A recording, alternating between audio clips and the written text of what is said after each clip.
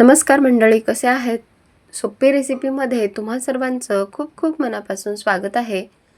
चला तर मग आज बनवूयात अतिशय खमंग खुसखुशीत ही पापडी. आता बघा, हे ज्या पापड्या आहेत ना, तुम्ही हवाबंद डब्यामध्ये अगदी महिनाभरासाठी स्टोअर करून ठेवू शकता. मधल्या वेळेत जर काही चटपटीत खाण्याची इच्छा झाली असेल तर पापडी चाट म्हणून तुम्ही हे नक्कीच खाऊ शकता. आणि जे घरामध्ये साहित्य उपलब्ध आहे ना, त्यामध्येच ही पापडी बनवून तयार होते. अजिबात तेलकट होणार नाही. एक पापडी मी तुम्हाला तोडून सुद्धा दाखवणार आहे. अगदी मस्त अशी ही खमंग आणि खुसखुशीत पापडी तयार आहे. अजिबात तेलकट नाही, कमी तेलकट होते आणि खायला सुद्धा खूपच भन्नाट लागते आणि इतकी खुसखुशीत होते ना, तर तुम्ही सुद्धा पहिल्याच प्रयत्नामध्ये इतकी मस्त अशी पापडी नक्कीच बनवाल. चला तर मग वेळ न घालवता रेसिपीला सुरुवात करूया. ही पापडी बनवण्यासाठी इथे आपण 1 वाटी भरून मैदा घेतलाय. मैदा अगोदर आपण चाळणीने चाळून घेतला. आता जर तुम्हाला मैदा वापरायचा नसेल तर तुम्ही याऐवजी गव्हाच्या पिठाचा सुद्धा वापर करू शकता. 1 चमचा इथे आपण जिरं टाकून घेतलं. 1 चमचा ओवा टाकून घ्यायचा. 1 चमचा आपण इथे चिली फ्लेक्स वापरणार आहोत, तर अगदी छोटासा चमचा आपण चिली फ्लेक्स वापरले. तुम्ही याऐवजी लाल तिखटाचा सुद्धा वापर करू शकता. चवीपुरतं यामध्ये मीठ टाकून घ्यायचं.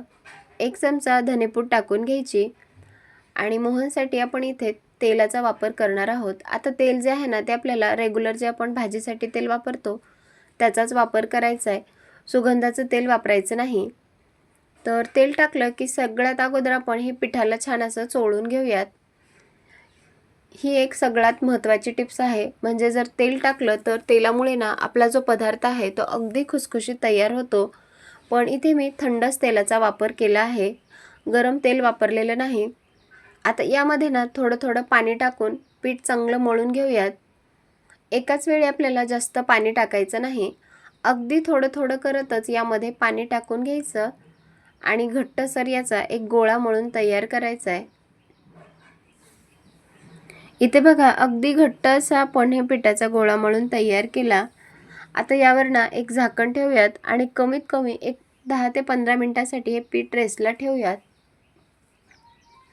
इथे बघा, एक 10 ते 15 मिनिट झालेले आहेत. आता पिठावरचं झाकण काढून घेतलं आणि परत एकदा हे जे पीठ आहे ना, ते हाताने आपण थोडंसं मळून घेऊयात. पीठ सुद्धा छान असं मुरलंय.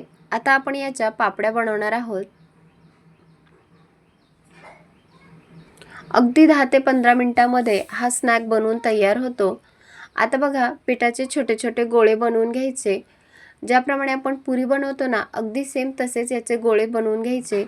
हवं तर तुम्ही एकाच वेळी एक मोठी चपाती लाटून घेऊ शकता आणि जे कुकिंग कटर असतात किंवा वाटीच्या साहाय्याने गोल पुरी बनवून घेऊ शकता. आता इथे मी छोटासा एक गोळा घेतला आणि आता ही लाटून घेणार आहे. तर जर तुम्हाला थोडंसं कोरडं पीठ लावायचं असेल तर तुम्ही लावू शकता, पण मला त्याची काही गरज वाटत नाही. तर अगदी आपल्याला पातळ अशी ही पुरी लाटून घ्यायची आहे. जास्त पुरी जाड ठेवायची नाही. इथे बघा, अगदी पातळ अशी ही आपण पापडी लाटून तयार केली. आता लगेच तळून घेऊयात. तर सगळ्यात अगोदर या सर्व ज्या पापड्या आहेत ना, आपण बनवून घेऊयात आणि फॅनच्या हवेखाली सुकण्यासाठी ठेवूयात.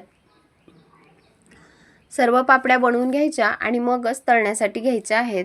तर बघा, सर्वच पापड्या मी बनवून घेतल्या. फॅनच्या हवेखाली ठेवल्या होत्या, त्या अगदी हलक्याशा सुकल्या आहेत. आता लगेच आपण तळून घेऊयात. तळण्यासाठी मी गॅसवरती कढईमध्ये तेल गरम करण्यासाठी ठेवलंय. तेल आपल्याला अगदी कडकडीत तापवायचं नाही. मंद ते मध्यम आचेवर तेल चांगलं तापवून घ्यायचं आणि एक एक करून तेलामध्ये ही पापडी सोडायची आहे. आता एकाच वेळी जास्त गर्दीसुद्धा करायची नाही. कढईमध्ये जेवढ्या बसतील तेवढ्या पापड्या सोडून घ्यायच्या आणि दुसऱ्या बाजूने उलटपुलट करून घ्यायच्या. आता बघा, आपल्याला अगदी मंद आचेवर या पापड्यांना गोल्डन ब्राऊन होईपर्यंत तळून घ्यायचे आहेत. जर तुम्ही ही पापडी जर थोडीशी जाड लाटली तर ती भरपूर दिवस खुसखुशीत राहणार नाही. लगेचच ती नरम पडून जाईल. त्यामुळे अगदी पातळ अशी ही पुरी आपल्याला लाटून घ्यायची आहे. आणि बघा, उलटपुलट करत ही पापडी आपण दोन्ही बाजूने किती मस्त अशी तळून घेतली आणि रंगसुद्धा बघू शकता, अगदी मस्त असा याला रंग आलाय. तर यापेक्षा जास्त रंगावर ही पापडी तळायची नाही. कारण याची अजून कुकिंग प्रोसेस चालूच असते. आता या रंगावर ही पापडी आपण काढून घेतली.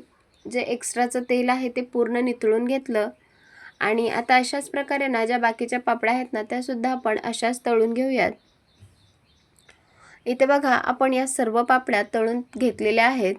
आता या ज्या पापड्या आहेत तुम्ही पापडी चाट म्हणून नक्कीच खाऊ शकता किंवा जर मधल्या वेळेत तुम्हाला काही चटपटीत खाण्याची इच्छा झाली असेल तर ही पापडी तुम्ही नक्कीच खाऊ शकता. अजिबात तेलकट होत नाही. कुठे प्रवासाला जात असाल तर नक्कीच नेऊ शकता. तुम्हाला ही रेसिपी कशी वाटली मला नक्की कमेंट करून सांगा आणि तुम्हीसुद्धा ना असं हे स्नॅक नक्कीच घरात बनवून ठेवत जा. कारण बाहेरचं खायला देण्यापेक्षा जर तुम्ही घरच्या घरी असे पदार्थ त्यांना करून खायला दिले ना तर लहान मुलेच काय मोठी माणसेसुद्धा अगदी आवडीने खातील. चला तर मग पुन्हा भेटूयात अशाच एका छानशा मस्त खमंग रेसिपीसोबत. तोपर्यंत धन्यवाद. आणि पुन्हा एकदा सर्वांना एक निवेदन आहे, जर तुम्हाला माझ्या रेसिपी आवडत असतील तर प्लीज माझ्या चॅनलला सबस्क्राईब करा, लाईक करा, सोबतच बेल आयकॉनवर क्लिक करा आणि माझ्या रेसिपी तुम्हाला कशा वाटतात मला नक्की कमेंट करून सांगा. चला तर मग पुन्हा भेटूयात अशाच एका छान मस्त खमंग रेसिपीसोबत. तोपर्यंत धन्यवाद आणि मस्त रहा, स्वस्त रहा आणि सगळ्यात महत्त्वाचं चांगलं चांगलं खात रहा. तोपर्यंत बाय बाय.